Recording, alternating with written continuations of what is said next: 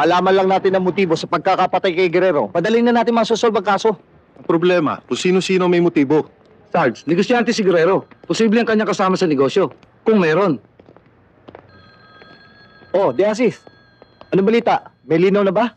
Alam mo, Sarge, ayon sa impormasyon na nakuha ko, ang biktima ay dating mahilig sa babae. O, ayan. Isang magandang angulo yan. I-follow up mo na i-follow up. At alamin mo pa kung sino mga kasosyo niya sa negosyo. Okay? Okay, Sarge. Siksuin mo na ngayon. Iba naman ang nakuha ko. Kasi Guerrero daw ang dahilan kung ba't ni-raid at naipasara ang lahat ng mga pasugalan doon sa bayan niya. Kaya posibleng may kinalaman din yan doon sa pagkamatay niya. Ring! Tumawag si Major. Hintayin mo raw siya. Salamat, pare. Wala kayang kinalaman ng politika. Dahil may nakakuha kami impormasyon na si Guerrero ay dating political leader sa kanila na naging dahilan pagkatalo ng mayor nila doon. Eh, lintik na kapag politika ang pumasok sa kaso, ibang usapan na yan. Pare, konting lamig lang. telepono. Sino to? Ewan ko, sir. Pare, baka si Mare. Ha? Hello? Sir, si Erning po ito. Meron na po ako, sir, nakuhang testigo. Saan tayo magkikita? Oh, kasi hindi ba siguro? Kasi may... Pero, Pare Sarge! Oh, kanina ka ba?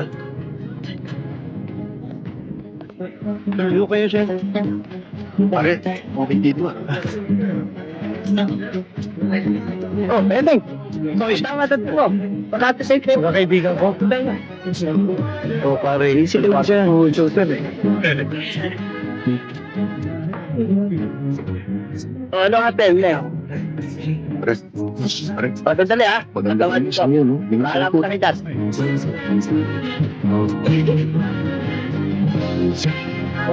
Ano order nyo? Bigyan mo kami ng 3 beef at sinjaro bulaklak. Oo.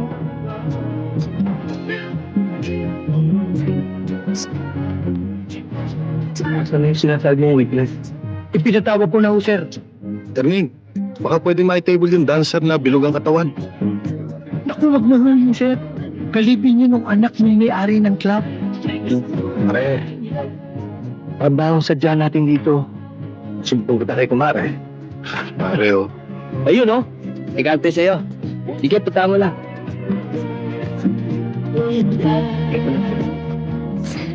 Ah, there's si Trixie. Ako si Jopring. Ang partner ko si Lopez. Pleased to meet you. Maupo ka. Drinks? No thank you. Siguro naman nabanggit na ni Erning ang sadya namin sa'yo.